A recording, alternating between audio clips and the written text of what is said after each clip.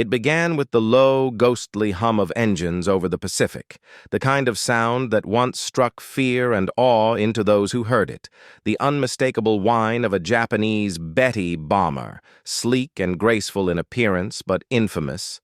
For one thing, its horrifying tendency to erupt into a flaming inferno at the first burst of enemy gunfire. For American pilots, the Betty was less a plane and more a flying torch, a design so tragically flawed it became a symbol of Japan's desperation in the later years of World War II. But no one truly understood why, until one of these bombers, riddled with bullet holes yet miraculously intact, fell into American hands. When U.S. pilots and engineers gathered around the captured machine, they expected to find innovation, perhaps some hidden technological secret. What they discovered instead left them stunned, speechless even.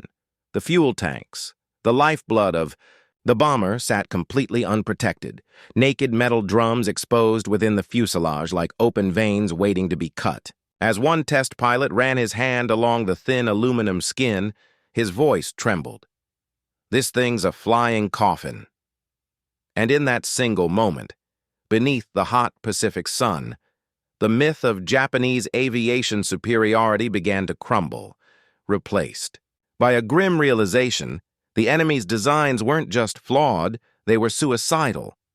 The Betty, officially the Mitsubishi G4M, had been conceived in an era of ambition and arrogance. Its engineers were commanded to make it light, fast, and long-ranged, qualities Japan's high command believed would make it unstoppable across the vast Pacific. Every ounce of weight mattered, every panel, every bolt. Armor was seen as unnecessary luxury. Self-sealing fuel tanks? Too heavy. The result was an aircraft that could soar from Tokyo to Rabaul without refueling. But one tracer round in the wrong place, and the entire fuselage became an inferno in seconds. The U.S. pilots examining the captured plane couldn't believe it. They'd faced Bettys in battle before, seen them explode mid-air in brilliant orange blossoms. But now, standing inside one, the reason was terrifyingly clear. The fuel tanks sat directly between the wings and the crew compartments, no separation, no shielding, just paper-thin metal. It was as if the designers had built a plane around a bomb. When the engineers at Wright Field began their tests, they documented every inch of the aircraft, shaking their heads as they peeled back panels to reveal not armor, but empty space.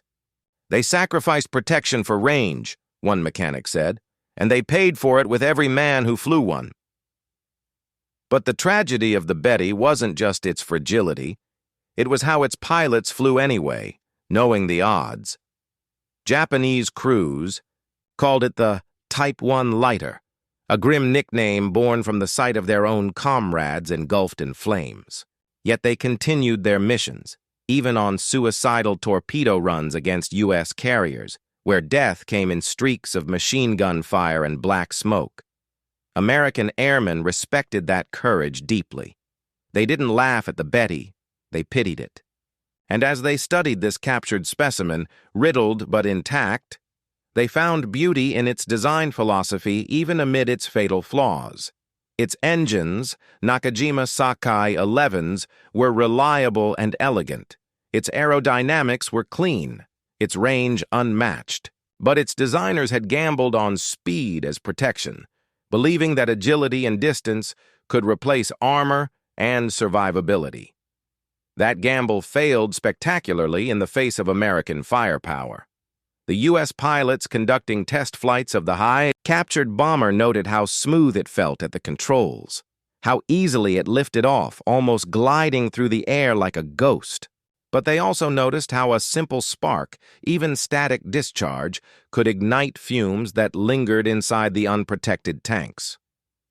One test pilot wrote in his log, "It flies like silk, but it smells like gasoline and death." For viewers today, it's almost unthinkable. A bomber built to carry massive payloads over vast distances, but unable to protect the very men who flew it. That was Japan's wartime paradox. Brilliance sabotaged by hubris. The Americans didn't just see an enemy plane, They saw a lesson in engineering humility. And that's where the story truly begins, because as they dissected the Betty, bolt by bolt, the U.S. military discovered something far more valuable than just the enemy's blueprints. They found the tragic embodiment of a philosophy that had driven Japan's war machine into ruin, the belief that offense always outweighed defense. This captured bomber, sitting motionless on a runway far from home, became a silent teacher. Its burnt edges and exposed tanks told the story of a nation that prized ambition over pragmatism. And as the sun dipped behind the hangar doors that day, the American pilots stood in silence, the Pacific wind carrying with it the faint scent of scorched aluminum, a haunting reminder of what happens when speed is worshipped above survival. When the U.S. engineers rolled the captured Betty bomber into the testing hangar at Wright Field, Ohio, the atmosphere was electric, not with excitement, but disbelief. The long, slender fuselage of the Mitsubishi G4M gleamed under the floodlights, its smooth aluminum panels and elegant tapering wings making it look almost artistic, a piece of war-born sculpture. But the beauty was only skin-deep. Beneath that shimmering surface lay the reason so many Japanese airmen had gone to fiery graves, a labyrinth of exposed fuel lines and paper-thin tanks, no thicker than a soda can. As one American pilot climbed into the cockpit, he noted the cramped space, the low seat height, and the smell, an acrid, oily stench that clung to the air even years after its last mission. The engineers had seen German designs before, precise, armored, often over-engineered. But this was something else entirely. The Betty was fast, yes, and graceful, but its innards were a death trap. The crew's seats sat mere inches away from the fuel tanks. A single tracer round from a P-38 Lightning or a .50 caliber burst from a B-24's tail gun, and the result wasn't damage. It was vaporization. "How did they even get into the air with this?" one test pilot whispered, brushing dust off the console. The irony was thick. Japan's designers had created a machine capable of crossing oceans, but incapable of surviving a dogfight. The American team pored over every detail, measuring the thickness of panels, mapping the placement of tanks, and tracing fuel lines that weaved through the fuselage like veins through a fragile body. The report would later describe the Betty's design as a triumph of range at the expense of survivability. And yet, as the pilots learned more, their respect grew. For all its flaws, this bomber represented a vision, a daring one. Japan's vast Pacific Empire demanded aircraft that could travel enormous distances, from island to island, from base to base. To achieve that, the designers at Mitsubishi stripped everything not essential to flight. Armor, gone. Self-sealing fuel tanks, removed. Even basic redundancy systems were considered wasteful. Every pound saved meant another mile of reach, another gallon of fuel, another chance to strike deeper into Allied territory. It was engineering brilliance twisted by wartime desperation. As the Americans began test flights, they quickly learned what Japanese pilots had long known.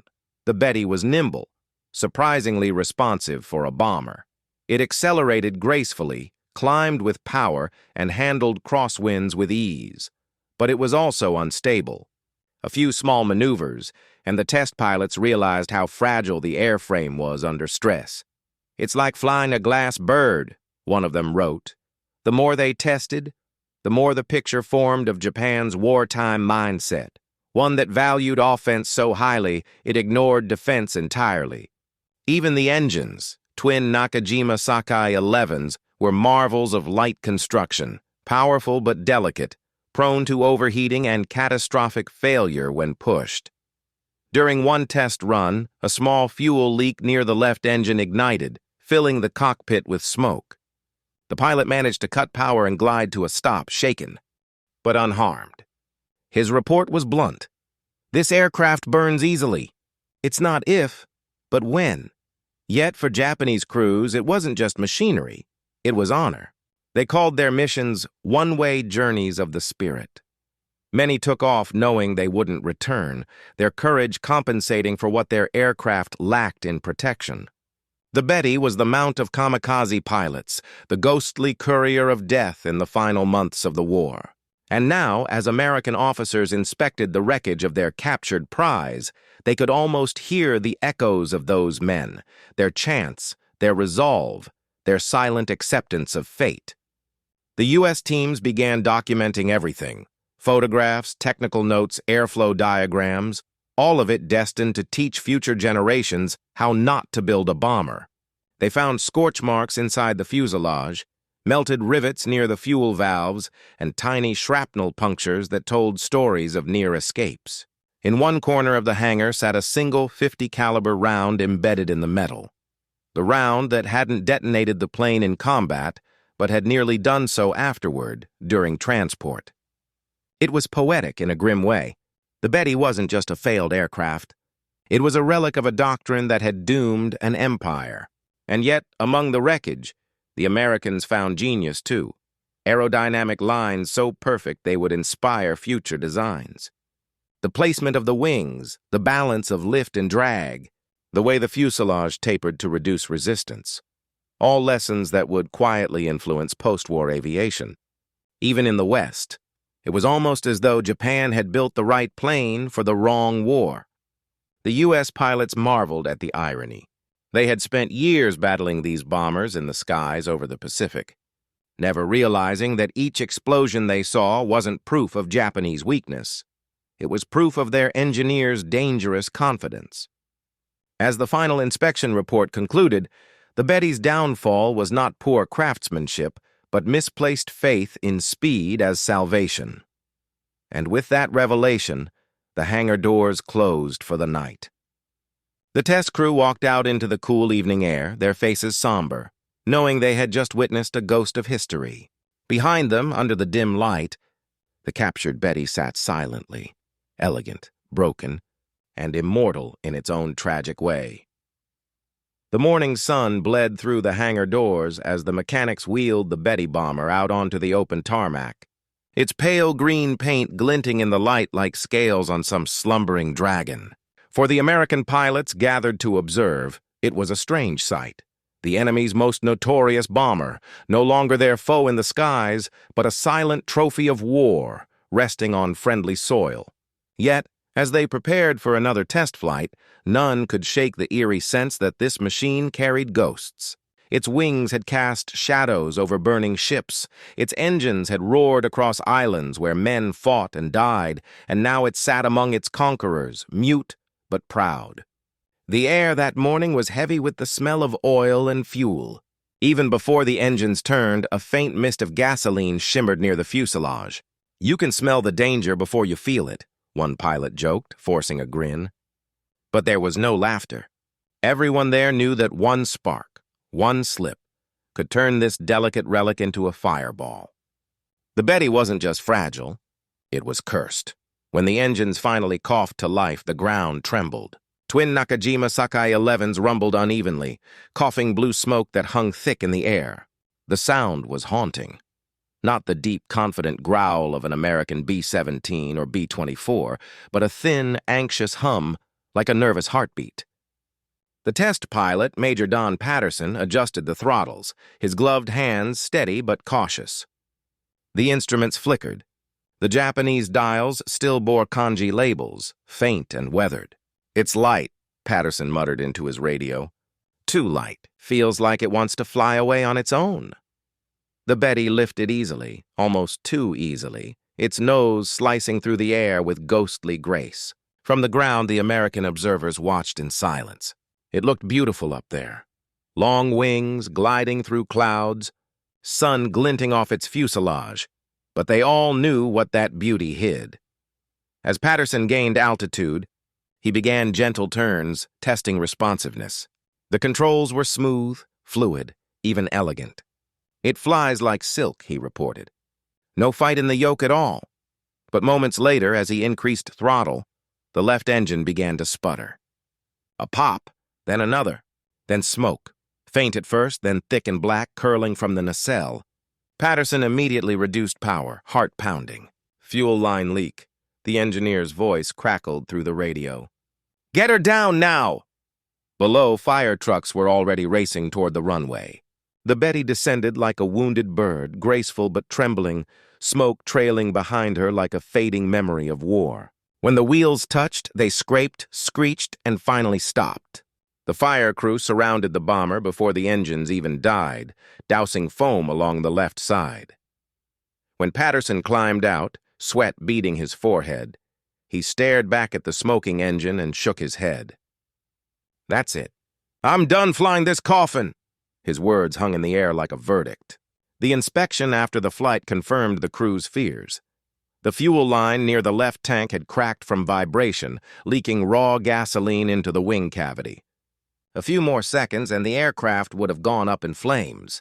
The engineers documented everything meticulously. They noted how the tank seams weren't reinforced, how fuel hoses lacked proper clamps, and how electrical lines ran dangerously close to potential ignition points. They built this thing to save weight, one engineer said grimly, but it's a miracle anyone survived it.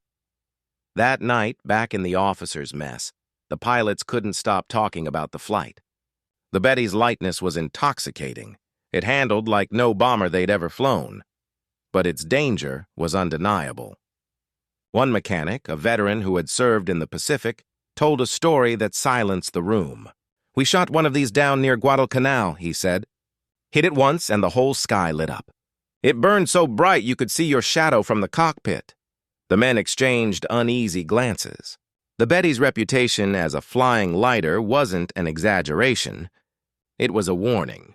Still, there was a strange respect among the Americans. They realized that the Betty's flaws weren't just design mistakes. They were sacrifices made under impossible demands. Japan's empire stretched across the Pacific like scattered pearls, and every island needed air coverage. The Betty had to reach them all. In that quest for range, its designers had chosen faith over fear. They believed their pilots' skill and speed could outrun danger, but war had proved them wrong. The Betty's story wasn't just about engineering, it was about ideology. It was a symbol of Japan's wartime mindset, elegant, fearless, but ultimately doomed by its own overconfidence. As the test team wrote their final notes, the lead engineer paused, looking at the dimly lit plane through the hangar window. You know, he said softly, it's easy to mock them, but they believed in this bird. They gave their lives for it.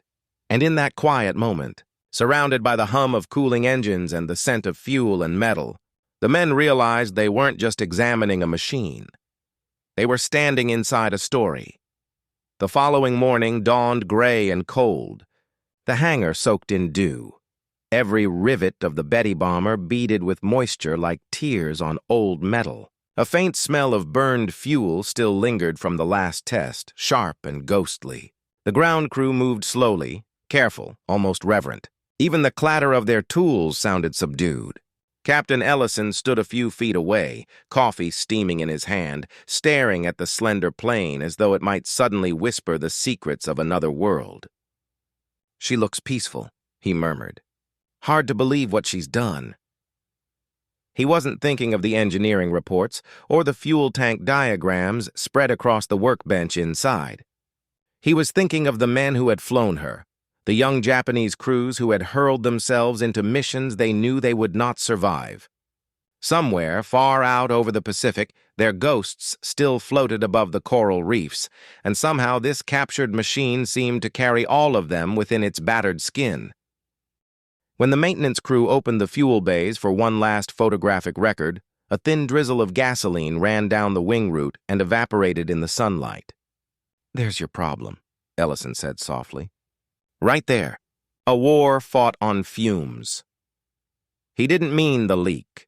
He meant the desperation that had driven an entire nation to build planes this fragile and then ask boys barely 20 years old to fly them into hell. The Americans had beaten Japan with steel and fire, but what they found in this hangar taught them that the real victory was endurance. Building machines meant to come home. The Betty's designers had chased reach. America had built for return. As the last camera clicked and the hangar doors rolled shut, the noise echoed like the final chapter of a book closing. The test team packed up their notes, still shaking their heads at the contradictions of the bomber. Beautiful, yet suicidal. Swift, yet doomed. One of them paused, ran his hand along the smooth aluminum flank, and whispered, "You were never the enemy. Just a victim of someone's dream." The light faded, and for a brief second the reflection of the overhead lamp turned the fuselage into liquid fire, a ghost of all the Bettys that had burned across the Pacific sky. Then the light blinked out. Silence. Outside, a low rumble of distant thunder rolled over the airfield, mingling with the hiss of wind through the hangar's vents. It sounded almost like engines spooling up for one last mission. The men looked up instinctively, half expecting to see the outline of a twin-engine bomber breaking through the clouds, its fuel tanks gleaming bare beneath the wings. Nothing came, only gray sky and the faint echo of history. But for those who had seen the Betty up close, it would never truly be gone. Every time they smelled aviation fuel or heard the whine of propellers, they would remember this captured relic, the bomber that taught them that speed without protection is suicide, and courage without caution is tragedy.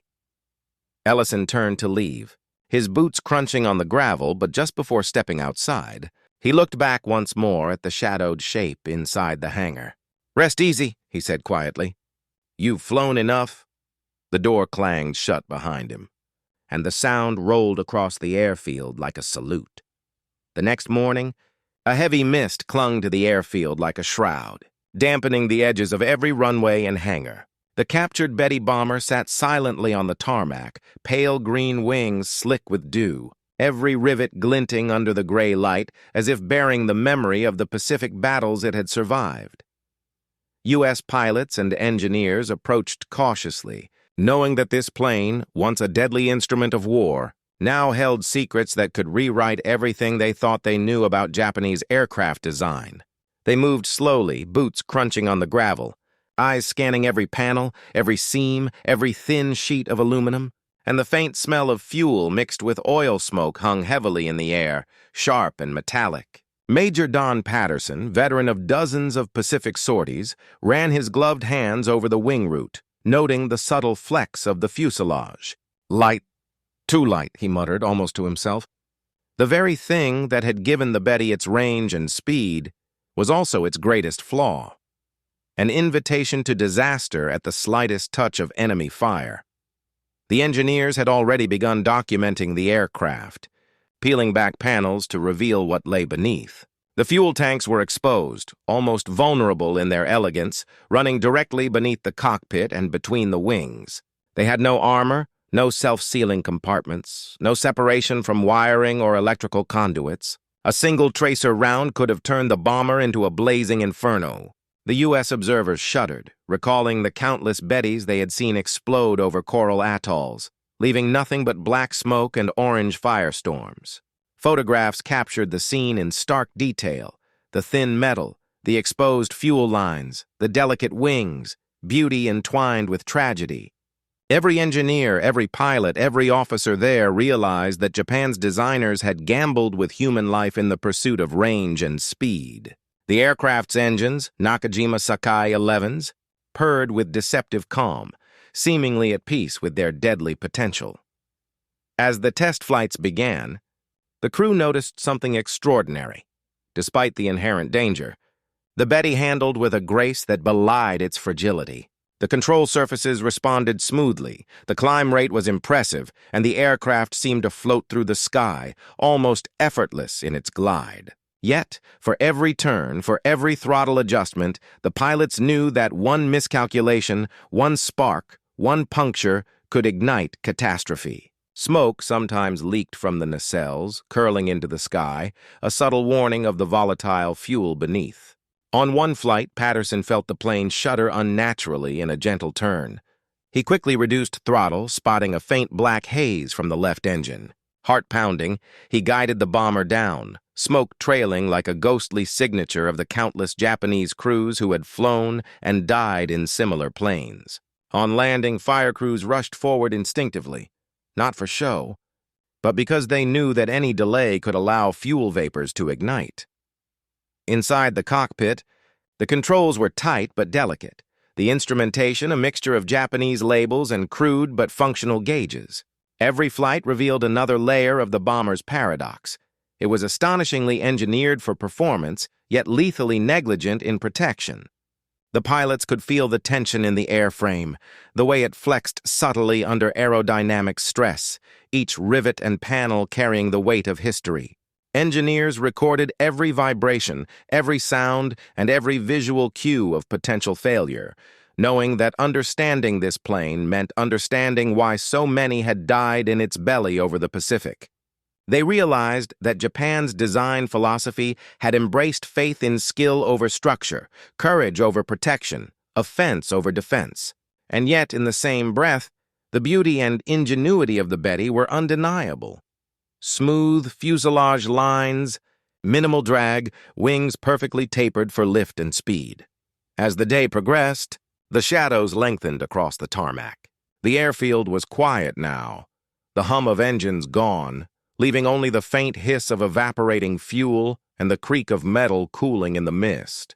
The test crew gathered for a final inspection, staring at the bomber's fuselage and wings like students before a masterwork of flawed genius. The aircraft seemed almost alive, carrying the ghosts of every Japanese crew who had flown it, every mission that ended in fire, and every stretch of the Pacific crossed in desperation. One engineer laid a hand gently on the fuselage and whispered, "You carried them all, and you still stand." Outside, the fog swirled, wrapping the Betty in a spectral glow, half in shadow, half in light, as if the sky itself mourned and celebrated simultaneously. By dusk, as floodlights illuminated the sleek lines of the captured bomber, smoke from the test flight still lingered, a thin gray ribbon curling across the tarmac and into the clouds above. Pilots shared uneasy glances, knowing that the machine was both a marvel and a warning. Its beauty could not hide its deadly flaw, and its deadly flaw could not diminish the courage of those who had flown it into battle. For the men standing there, the Betty had become more than metal and fuel. It had become a testament to human bravery, to the extremes of wartime engineering, and to the haunting lesson that perfection in one area could mean fatal neglect in another. As the hangar doors finally closed for the night, the Pacific wind carried the smell of fuel and metal across the field. Shadows stretched long and thin over the Betty's wings, reflecting the last light of day like fire frozen in aluminum. The pilots and engineers lingered, knowing that they had touched a piece of history that would never truly be gone. That every smell of fuel, every shadow in the clouds, and every engine's whine in the distance would remind them of the fragile genius of the bomber they had studied.